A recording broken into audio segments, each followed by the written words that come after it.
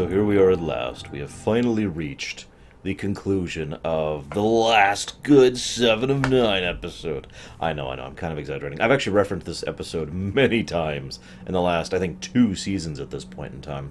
Because there's just so much that's been building up to this moment. So a little bit of a behind the scenes, real quick. Ron Moore is the gentleman who basically made this episode. Sorry, give me just a moment here. Darn it. There. Ron Moore is the one who actually wrote this episode and made this episode. In his own words, he said that Seven was someone unique to Star Trek. Someone that they couldn't do... Like they could do stories with her that they couldn't do with anyone else. And he really wanted to stretch creatively and try to see what he could accomplish using her as a character. And this was his first and only foray into doing that. The previous episode, Equinox Part 2, he did a little bit of work on.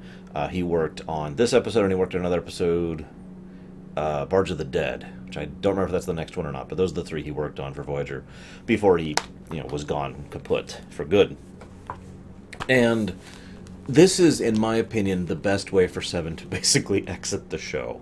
It's not like I dislike her character from now on, other than a few scenes, but the whole Seven learns a lesson about humanity thing is going to get a lot worse, and her character development is basically going to be worse in every way from this point on. Because she'll do one of 2 things. She'll either act like she was written 3 seasons ago, or she'll act as if she has had no character development, and then she'll have character development, and then the reset button will get hit in the episode, so she's back to square one again. And she will, let's be blunt about this, Seven will basically not move on from the point that she's at in this episode for the rest of the series. Sorry, guys. This was the perfect time to take her in a new direction and do other stuff and new stuff with her. Again, as Moore himself said, stuff you can't do with other people. But this is it. This is the last one. This is the end. So from now on, we're going to start referring to the new 7 from episodes from this point on as... Well, I have no idea what. We'll come up with something suitably derogatory later. For now, I do want to heap praise on this episode. This is among my favorite Voyager episodes, and I really enjoy what they did with this. It has a little bit higher quality in terms of writing than some of the other Voyager episodes, and I realized I just pretty much gave away the fact that I like Ronald D. Moore's writing better than I like most of Voyager's writing. Again, it's a big on continuity, but he also likes to do a bit of a bait and switch, and I'll talk more about that in a minute. Let's go through the episode in order here, shall we? So, poor Tuvok. We've actually talked on this show several times about the difference in dichotomy between whether or not you prefer security or whether or not you prefer freedom, and the difference between those 2 choices. Tuvok, especially as security chief, is someone who generally is going to prefer security, whereas, someone like Chakotay, ironically, is someone who's probably going to prefer freedom. And I have to imagine that the whole opening up their ship to whoever wants to come aboard has to be just kind of a continuous waking nightmare for poor Tuvok, and keeping that all straight and keeping the ship safe. In actual fact, and I mean this sincerely, Voyager got off lucky in the fact that the only issue they had was a couple of minor criminal incursions and 3 ex-Borg drones who happened to want to do stuff with their crew. I mean, think about that for a moment. Super advanced spaceship ends up on a station and just says, yeah, come on board. I mean, imagine the potential for screw-ups there. I also have to find it absolutely horrifying. I know. Voyager doesn't give a crap about continuity. But you remember what the last episode was? Oh, that's right. It was Equinox. An episode in which one of the major points was the fact that the Equinox crew, by happenstance, had basically run into one hostile race after another. They had found a couple of peaceful races, and then a whole bunch of hostile ones. Imagine how it would have felt for the Equinox crew if they had gotten this far, and managed to find basically what is a big open, hey, yeah, let's go hang out with each other, kind of a conglomeration of species on this station. Now, if you're paying attention, if we were actually paying attention to continuity, the crew of the Equinox did make it to this point, aside from the few who died in that episode. They're all on Voyager right now. But, of course, we know how Janeway is, and she'd probably be like, no, you will not be allowed to mingle. You must stay... No, actually, in all sincerity, I wouldn't be surprised if she allowed them out of their quarters for, the interspecies mingling if they wanted to. That being said, I doubt the writers thought about that at all, because I mean it was just last week's episode. Why should we care about it now? Come on. What do you think this is? Good television? I'm sorry. I couldn't resist that one. I do like Voyager. I do. But so there's another interesting tidbit in here. We've seen bits and pieces of this before. This is the first time they officially call it out, that Naomi Wildman is actually emulating Borg mentality and whatnot. And flat out says how it's a negative thing. I like how Seven in particular finds that to be a negative, given her general disapproval of the Borg, which is fascinating given her simultaneous pride in being, what she is. Obviously, she herself, not actually being a proper Borg drone anymore, does value her individuality and herself. But it is interesting to me that she is so staunch about Naomi Wildman not being Borg-like and trying not to emulate that particular mentality. It is also logical to me that a kid would do that. Not that I think any kid would do that, but a child who happens to revere or venerate a given individual, a given adult in their life, as Naomi very clearly and distinctly does to Seven, would probably emulate whatever Seven happened to be, whether she was Klingon or Vulcan or Borg or Bolian or whatever. Doesn't matter, right? So I like that. It's a nice touch. It's funny because for the last 2 episodes I have looked at for Babylon 5, which I looked at before this one, from a real-life perspective, both of them had something that I called filling. Something I'll be talking about in the future as well. The idea that there's stuff that isn't really critical to the plot, isn't really critical to the story, but it still adds something. It still adds flavor. It gives you that down-to-earth perspective, and it helps flesh out characters. The bits between Seven and Naomi help fulfill that, but there's one scene that is 100% filling. It doesn't really add anything to anything other than adding flavor to it. It is not part of the plot at all. And that is the Tom Paris and Harry Kim altercation, where they discuss the situation with Janeway, which was a brilliant, amazing scene, and awesome in every way. But again, it doesn't add anything to the plot. It was there for filling. It was there for flavor. A key example of what I'm talking about. I might actually start using this as one of my new favorite examples of a filling scene, because it's so unconnected. The other scene I usually use for filling is actually one that is connected to the plot. The one over in TNG's Phantasms, I want to say, where Riker and Worf do actually come across Troy and try to help save her from Data. But in this case, this has nothing to do with anything. It's just, yep, we gotta do a bar fight. Now, I really like the misdirection. I thought I'd talk about this in this episode. It's made up as if, the drones are villains, or at the very least partial villains. Even despite the obvious hesitance to cause her harm, there's still some genuine anger there in the fact that they are willing to do this, even though it will cause harm to Seven.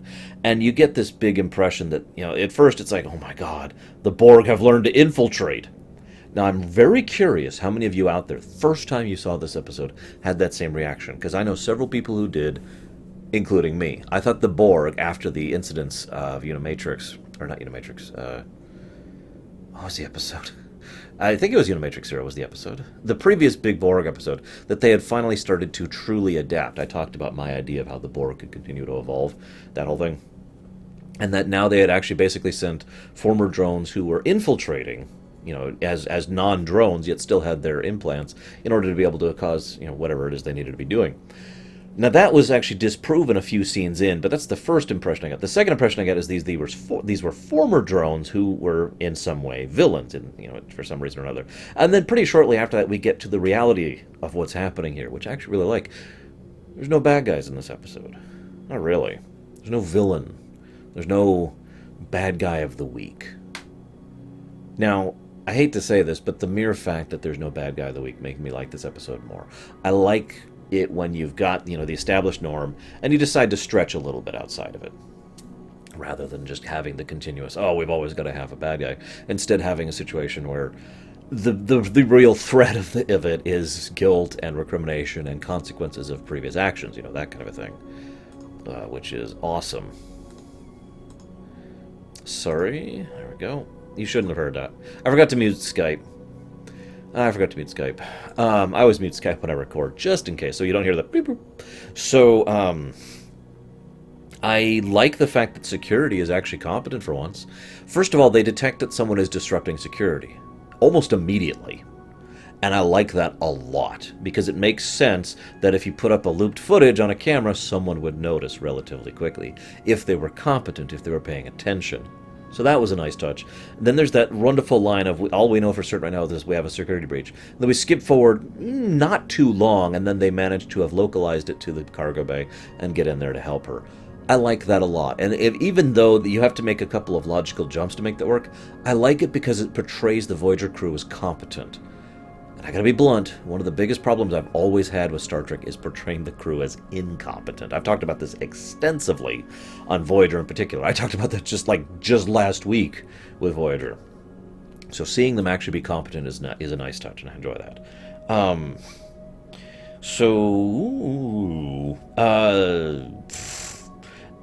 The fact that the drones slowly reverted to their previous selves makes tons of sense to me. We kind of have actually already seen this in Hugh over in TNG, but it was something that didn't happen. Like, in Hugh's case, he had people explaining things to him, but here they had each other to bounce ideas off of. And every time someone else would have an idea, you notice someone else would be able to take that idea and extrapolate new ideas of it. I've used this parallel many, many, many times about how human beings learn and how we grow and how we function. Children in the playground is what I always use that.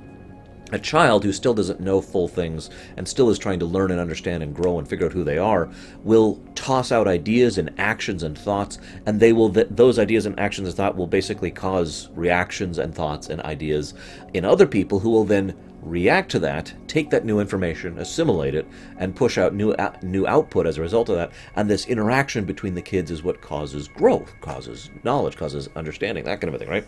So we see this happening amongst the Borg drones. And it is incredibly logical to me that process, I almost fell over, that process would be slow and would not be immediate and would be very stilted and stunted and just, I remember this and I remember that, and it would probably be an accelerating process as well.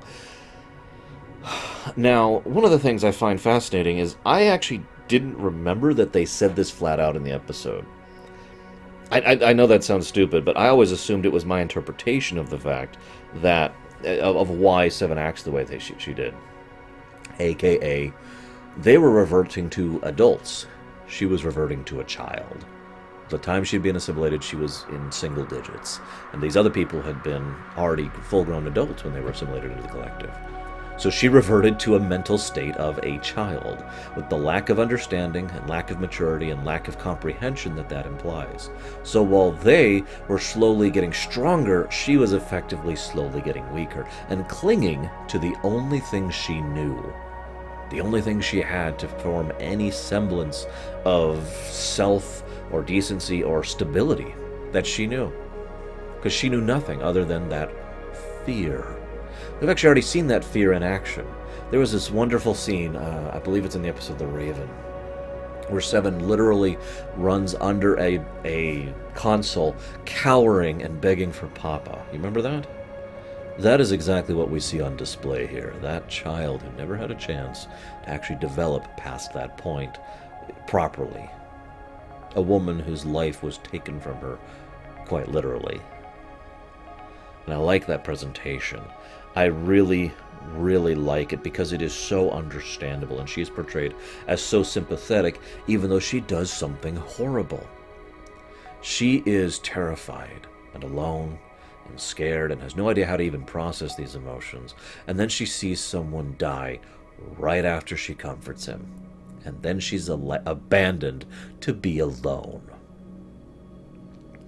Honestly, do you think any of us would have fared better in those circumstances? Because that's horrible.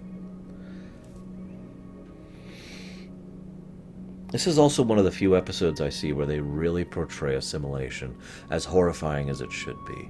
They don't actually show the assimilation itself, but the characters' genuine appalling of what they are. You know, the woman looking down and saying, "Look what they did to me. Look at how this is." They really get across how nightmarish being assimilated really is. Compare and contrast that with a later episode where Janeway and Tuvok will get assimilated as part of their plan. Anyways, now, I actually don't have much else to say. Actually, I do have one other thing to say. I really, really like... Apparently they did several takes to make this happen. I really, really like what they did with the 3 former drones. They all talk in a sort of flowing nature. It's not in unison, which would have been acceptable, but not really had the same impact, because they're not actually unified, and that's what we're trying to get across. So they did a really, really, really good job with this. Their thoughts and their dialogue literally flows from one person to the next. Sometimes their words will overlap a little bit, so this person will say 3 words that this person says, and then this person will continue the sentence. Sometimes they'll say an entire sentence at the same time, but other times it'll bounce between each other with no actual overflow. It's very well done. It's also deliberately inconsistent in that it's not always overflow, it's not always partial overflow, it's not always intersecting flow. It varies between the 3. And it's a great effect. It's an absolutely amazing effect, and really helps to demonstrate how absolutely nightmarish it must be for these people. My heart goes out to them. But again, as I started this episode talking about, this is finally the culmination of Seven's character arc. Survival versus living. Survival is insufficient is the wonderful, beautiful quote that I myself have used in real life, and that is quoted in this, and I've used in several episodes prior to this one when it's come up. The culmination of existence requiring internal validation. In other words, that we matter more than the meat, is how I like to say this. And this is what Seven herself acknowledges and has a great speech with the Doctor about. You more than anyone. You and I are more qualified than anyone on this ship to understand that. Only you and I truly understand that survival is insufficient. Because everyone else on that ship, can't think of any exceptions there, has not really been as absolutely absent of a person like Seven and like the Doctor. As I've said before, the two have extremely natural chemistry, and I would have been okay with a romantic relation being fostered there because of that natural chemistry and because of the genuine nature of both of their backstories and both of their character arcs. The fact that both of them are genuinely aware of what it's like to merely survive, to not even have a grasp of what existence is. Both of them got a chance, a lucky break, to enable themselves to crawl their way up to existence and maybe someday work their way up to actually having a life. Survival is insufficient. I really like the presentation of that. It is so logical to me, so wonderfully logical to me, that the Doctor is the one person who truly understands that along with her, even though he was her biggest opponent at first, because he was just thinking of, saving their patient, prolonging their lives. He knows exactly what it's like. And he's confronted flat out about this. There's no big music, there's no big drama. He's just told, if you were offered a choice, you would fight for your continued life in the face of being reverted to survival. And he agrees. And Robert Picardo nails the scene. He's just, no, you're right, I would fight for it. I would not choose to revert. And then the final scene where the 3 of them say their goodbyes and say what's left for them is extremely powerful. And I like that last little tidbit of Seven acknowledging Naomi Wildman as family, and Naomi saying, I thought you'd want company from your family. If you don't understand the significance of that, while there are arguably some survival mechanics necessary and indeed valuable to having a family, usually when you say the word family, survival has nothing to do with it. Family, a societal connection between 2 people that implies great personal connection and care to the point where you are willing to take personal loss in order to benefit another, well, that's much more about living, isn't it? That's the intangible side of things, as opposed to the tangible. And I like her final acknowledgement of that, and her full and embracing and accepting of survival is insufficient. And she was perfectly poised to continue forward in her character arc into whatever direction they wanted to go. Love you, Voyager. Really do. That's all I got this time, guys. Great episode.